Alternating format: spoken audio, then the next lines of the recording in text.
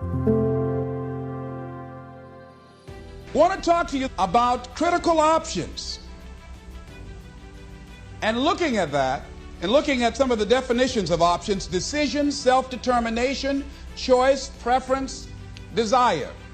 I want to share something with you that's relative to critical options, because we all have them in our lives. And I want to ask you a question. What is the focus of your life? What is the focus of your life? In life, you have a critical option. You can take a stand in your life, or you can follow the crowd.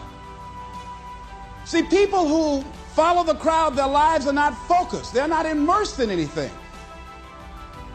People who take a stand, they're living a life that has some power, a life of achievement, a life that has some meaning.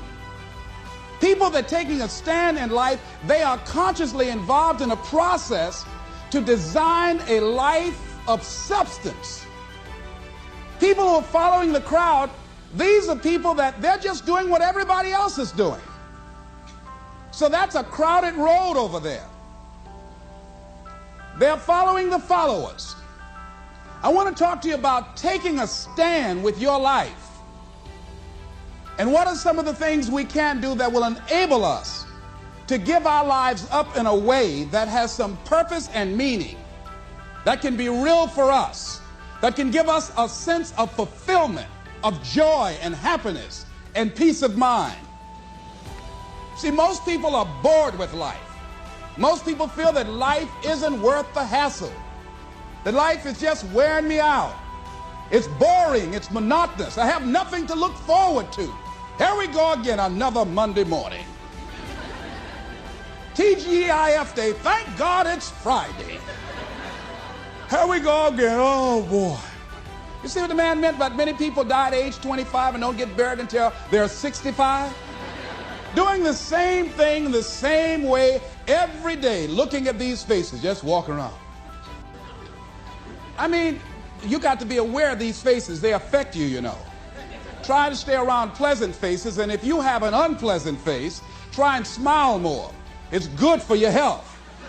And there's another dividend: you look better too. So, looking for a way in which we can begin to give our lives some special power. Number one, commit yourself to giving your best at all times. Now, that's not easy. See, most people, and particularly those who are working in corporations, they're finding now they've got to change their behavior. We're now involved in a world economy. We will never do business the way in which we've done business in the past. We will never be able to, in the American workplace, do just enough to get by.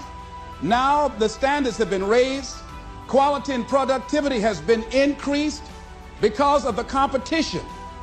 And so now average performance will not be enough. This is a new day. Competition is fierce. So people who've been locked into a behavior pattern are working just hard enough to keep from getting fired. They're being laid off, are forced into early retirement. It's a new game now. So now more than ever, it's about increased productivity. Now more than ever, it's about superior quality service. Now more than ever, it's about creating a positive atmosphere in the workplace, and people that have that competitive age, people that are hungry to make it. See, you got to be hungry now. You can't just casually walk around, well, I'll get to it later on. Oh, no, this is a new day right now. Committing yourself to give your best at all times, regardless of the competition to do otherwise, or the influences of negative people that will tell you, hey, look here, don't push yourself too much. Now's the time to push yourself, to always get in the habit of giving the best that you have to share. Thinking about a situation where I had to give a lecture out in Los Angeles, California for Xerox Corporation. Well, part of what I do when my profession is doing corporate training. My passion is doing training with kids.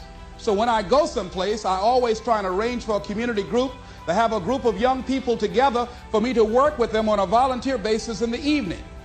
So I decided to go into an area of Los Angeles to talk with someone about doing that, and they suggested that I come to speak at a community center right outside Los Angeles at Carson Community Center.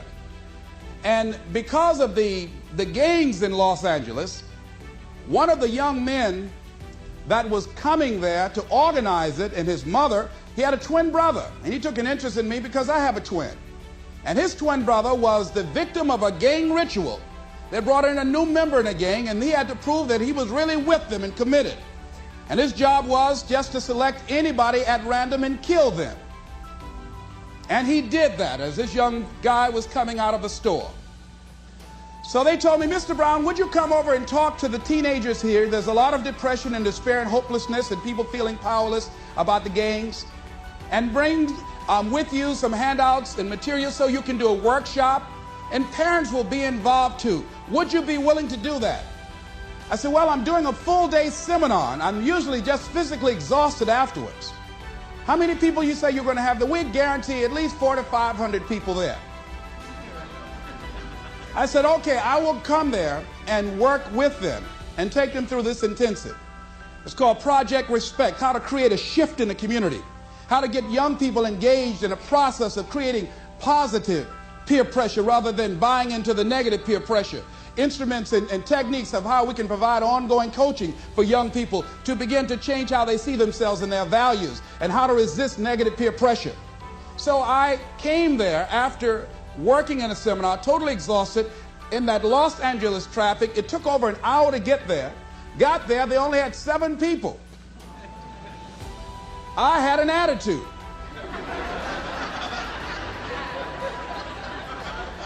I said, you had me come all the way from Los Angeles after working all day just to talk to 7 people? You told me over 400 people were going to be here. Where are the parents? Only one parent here. My time is valuable. I've got all this material that we've copied to do a workshop. And so I went on and talked to those young people that were in the room, the 7 that were there, and I just gave them a little speech. And then I left. Went back to the hotel. That night around 3:30 in the morning, the phone rang. The minister that invited me called me and said, Mr. Brown, I've got to ask for your attention for a moment. I said, what is it? Kenyatta, one of the young men who was there, wanted to talk to you. He was the brother of the guy that was killed. He'd like to talk to you. He's been here for over an hour, and I told him, please don't call you. But he insisted. Would you please talk to him for a moment? I said, yes, put him on the phone. Kenyatta, what can I do for you? He said, Mr. Brown, I listened to your tapes for a long time. I've grown to love you and admire you. Among the things that I heard on your tapes that you said you must deal with circumstances such as you find them. You came in this evening, and I admit, no, we did not have the numbers that you asked for. No, we did not deliver as we had promised we would. But we were looking for you, the motivator, to give us some hope. We were depressed, and we don't know what to do. We were looking for some direction. And you were so caught up in pouting with your ego because we didn't have the place full. You didn't give us your best. I said, excuse me, I was laying in bed. I sit up then. Wait a minute here. Now, see, part of what won't let us grow in life is, number one, we identify when we get feedback. We start taking it personal. Number two, we start to justify. So I became defensive, and I said, wait a minute. I worked all day. I didn't charge y'all a quarter for this. I went carpet material. I came over there. I was there to give a training for the people, and all y'all had to do was bring people there. If you don't do it for me, for the next speaker that you have, at least provide an audience for him to work with. He said, are you through, sir? I said, yes. Mr. Brown, you said you must deal with circumstances such as you find them. We went round and round for about 45 minutes because my ego on the line. I can't let this young boy out debate me. He was not intimidated. I used all the verbal gymnastics and examples I could. He would not budge. And I said, okay, I'm sorry. Give me a break. And he said, it takes a big man to say he's sorry.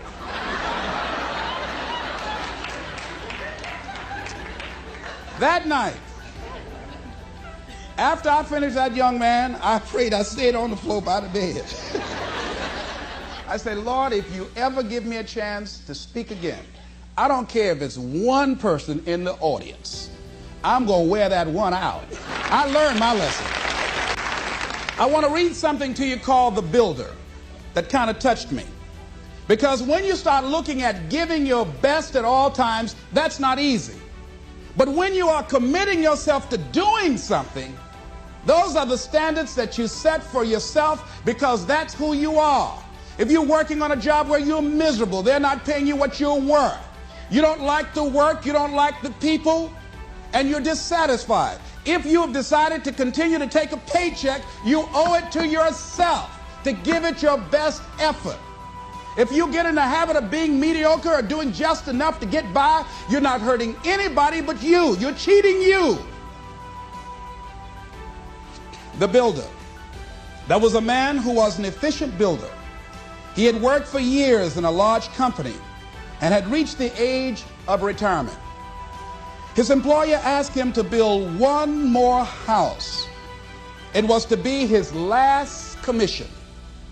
The builder took the job, but his heart was not involved.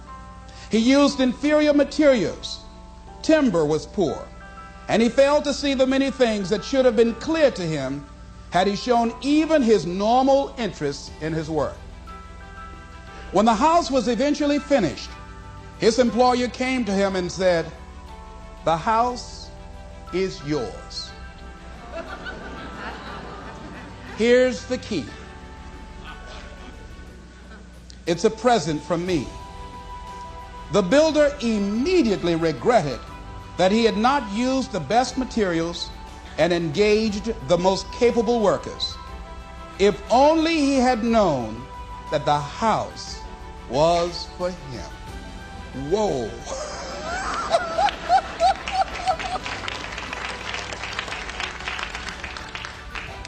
If he had made a commitment with his life, with his craft, that I'm going to give my best at all times, even if this is my last job, I'm going to give it my best shot because that expresses who I am, he would have been more appreciative of that gift. Would you imagine that?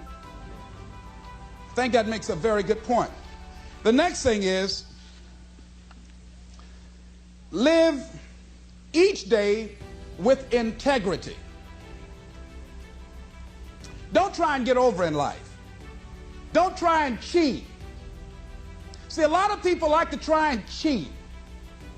I was with a friend of mine, and we went into a service station to get some gas. They gave me back too much change. I discovered it down the road, and I was turning around going back. Guy said, "You're a fool." Hey, man, what when they don't give people enough change? You think they flag the people down? I said, "I'm not responsible for them. I'm responsible for me." I went back and I told the guy, "Excuse me, sir, you gave me a $20 bill too much." I gave it to the guy just took it and walked away, didn't say thank you. The guy in the car laughed, said, "I told you, you fool." I'd have kept that. I said, I'm not responsible for his attitude. I don't care, knowing that he would not say thank you, I would still give it back to him. Because my image of myself says, hey, you don't take something that doesn't belong to you. That's the way my mother raised me. Don't try and cheat. Say, well, you know, this little bit won't count. Everything counts. A friend of mine was on welfare after going through a bad experience. Someone, I think she and her husband became ill. They couldn't work for a while, and they went on welfare. After they both became physically well, he said, look here, we don't ever have to go back to work. We're making more money on welfare than we made when we were working, with all the Medicaid benefits and all of the food stamps and everything. She said, no. She said, we are not going to accept the checks anymore. He said, I'm not going to work. Now, you can go to work if you want to. She went down to the welfare department and said, don't send any more checks to my house. Lady said, excuse me? She said, now, I've been working here 25 years. No one has ever come in here and said, don't send any more checks in. Are you sure you're all right? Yes, I am. And she went home and told her husband, don't look for any more checks because I told them to cut the check off. Now we've got to find something to do. And they started a paper route and got over 1,500 customers and were making money hand over fist in a spirit of dignity and achievement, not ripping anybody off. That was a critical choice. She could have very easily said, well, everybody else is doing it, why don't I do it? But she decided not to follow the crowd. I like what Whitaker said, what you think about me is none of my spiritual business.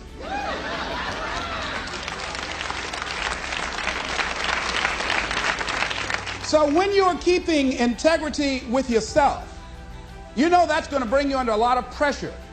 The next thing is, don't try to cut a bargain with life. Life is not Donald Trump. Life will not give you any special deals because you maintain a sense of integrity.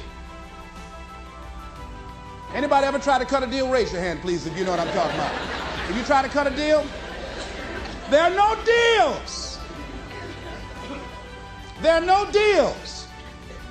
You've got to do what you do because, not with any ulterior motives, that you're going to get some special benefit or some special treatment in the universe. No.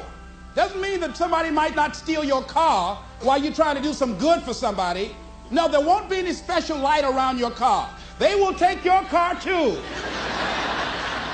All the good people. You're going to go too.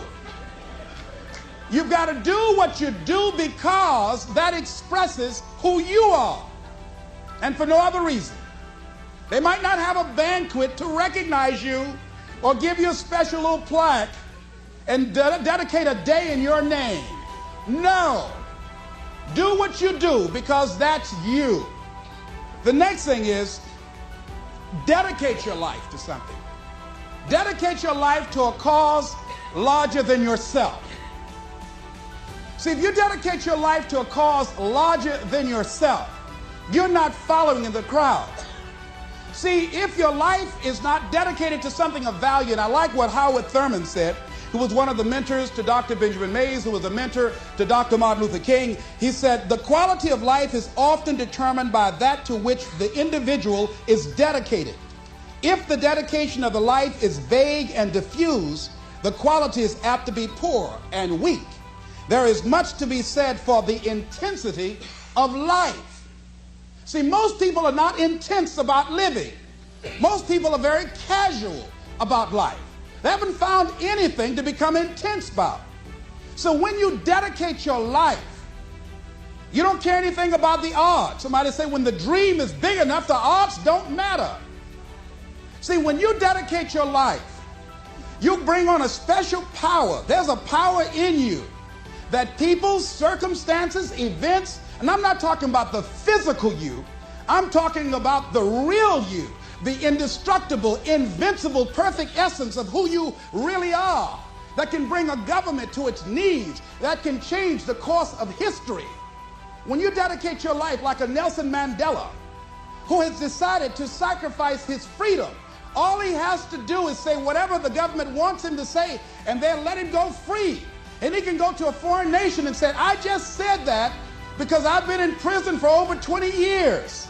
And nobody will say, well, Nelson, you sold out. No one would say that. They will say, wait a minute. Nelson, you gave over 20 years of your life. What more can we ask of you? It's okay. But because of his integrity with himself, and he's dedicated his life to break the back of apartheid and free his people. There was Benjamin Disraeli. He says, nothing can resist the will of a people that will stake even their existence on the extent of their purpose for good. That when you dedicate your life to something, you bring on some powers in the universe that works through you to bring about changes that you would never ever know unless you have dedicated yourself.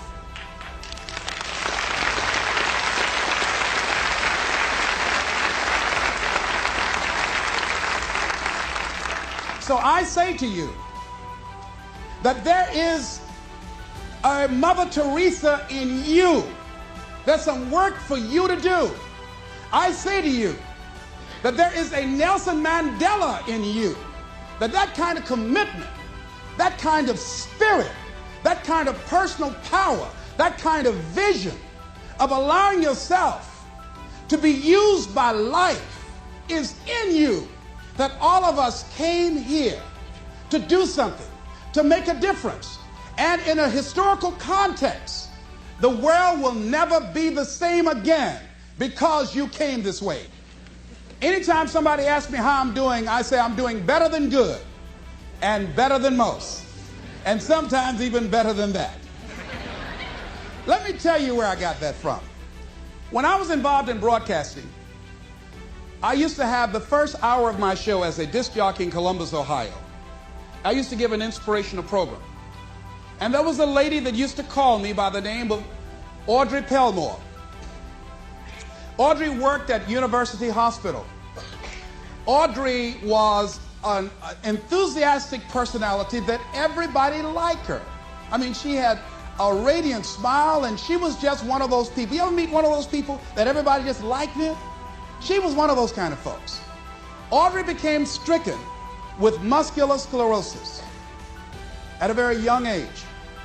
And after a while, she became confined to a wheelchair. She had children, and because of her physical deterioration, she could no longer take care of her children, and she had to be confined to a nursing home, Alum Creek Nursing Home on Nelson Avenue in Columbus, Ohio. Audrey used to have the nurses at the hospital call the radio station and put the phone to her ear, and she would ask for a certain request, and I would ask her to say a few words to the listening audience. One day, while I was doing my program, I got a call from one of my regular callers, a young lady by the name of Shirley. Shirley, on this particular day, there was a sound in her voice, and I detected that something was wrong. And she said to me, "It's nice talking to you, Les. I'll be seeing you." And I said, wait, hold a minute, Shirley. There's something wrong. She says, "There's nothing wrong." I said, "There is, Shirley. I know you. Come on, Shirley, what's wrong?" Well, Shirley had been diagnosed as having cancer of the breast. And they told her that she had a 60-40 chance of not surviving. During the time that she had had her medical examination, her husband had become distant. Through the pressure of losing her husband and the illness, she just felt, hey, I'm not the kind of person that can handle suffering, and I'd rather just end it quickly. She was at a critical point in her life, and this is the option that she decided to take. I did everything I could to discourage her, to give her a reason to want to go on living. I was trying to find something that she can hold on to that would give her a sense of hope, some thread. And I used scripture and everything. And one of my fallback positions, Lord, grant me the serenity to accept the things that I cannot change, the courage to change the things that I can, and the wisdom to know the difference. And she didn't budge. That did not work. And I was out of my arsenal of what can I do to hold on to her, to get her to change her mind, to create a shift in her thinking. And the thought came to me. I said, "Shirley, could you wait until tomorrow?" She waited for a long time before she answered. She said, "Why tomorrow?" I said, "Because if you wait until tomorrow, I'd like to take you by to see Audrey Pelmore. You remember Audrey that I talk about all the time on the air?" She said, "Yes, I like her. I would like to meet her." And she met me at the Alum Creek Nursing Home, and when we got there, we were both very silent because I'd made a pact with her that if this was not enough to discourage her from taking her life, then I would honor our agreement and I would just release her. And I was going to talk to somebody else to try and get her. I didn't tell her that.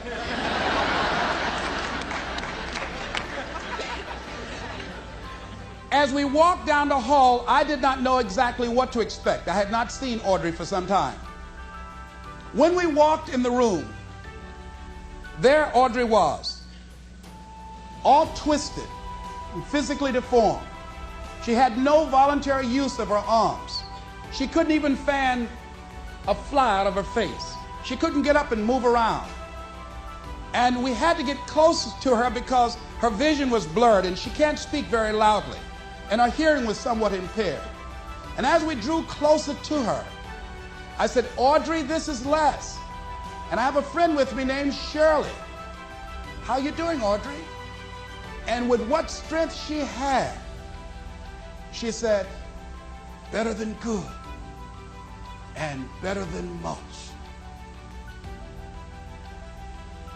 And Shirley, I know as the tears began to form in her eyes, I know she had to be thinking that here this woman is.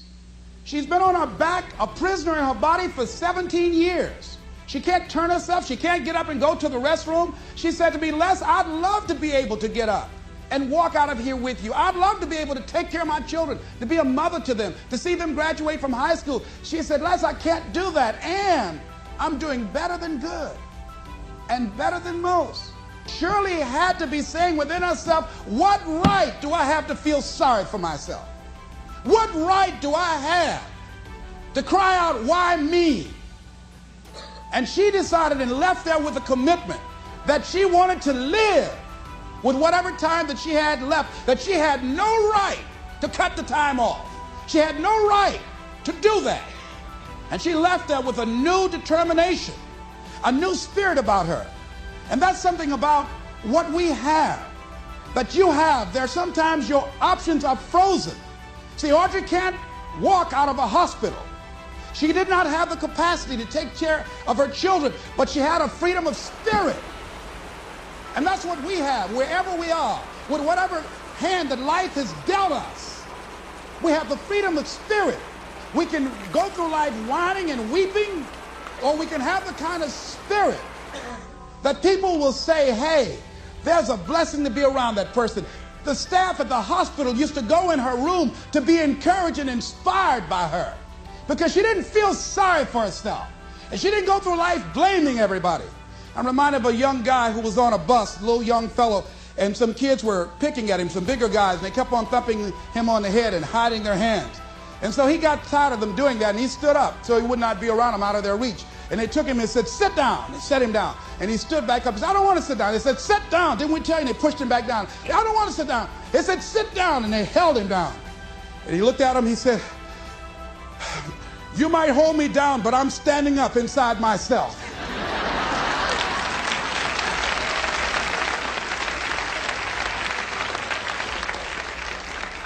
And what we have got to do is know that there's something about you, there's something about us, there's a power in you that regardless of what happens to you, you can stand up inside of yourself.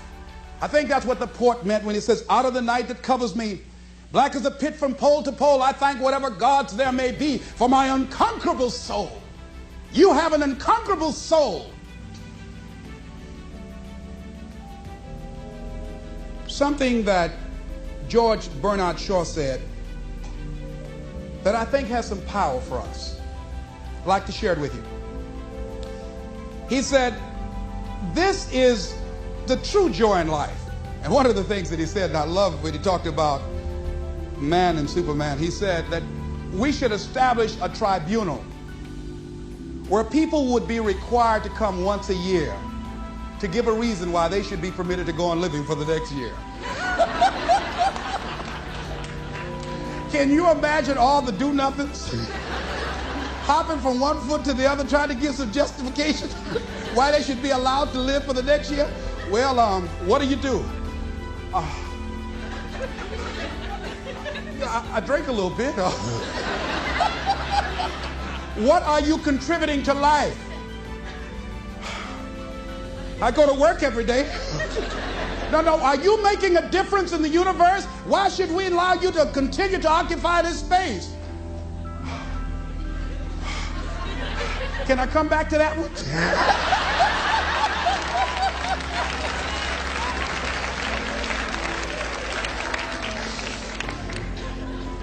This is a true joy in life. The being used for a purpose recognized by yourself as a mighty one. Being a force of nature instead of a feverish, selfish little clod of ailments and grievances complaining that the world will not devote itself to making you happy.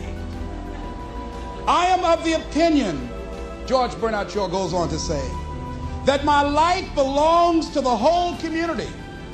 And as long as I live, it is my privilege to do for it whatever I can. I want to be thoroughly used up when I die. For the harder I work, the more I live. I rejoice in life for its own sake. Life is no brief candle for me. It is a sort of splendid torch which I've got a hold of for the moment, and I want to make it burn as brightly as possible before handing it on to future generations. This is Mrs. Mamie Brown's baby boy, Leslie Calvin Brown, saying it's been a plum-pleasing pleasure as well as a privilege. Thank y'all here.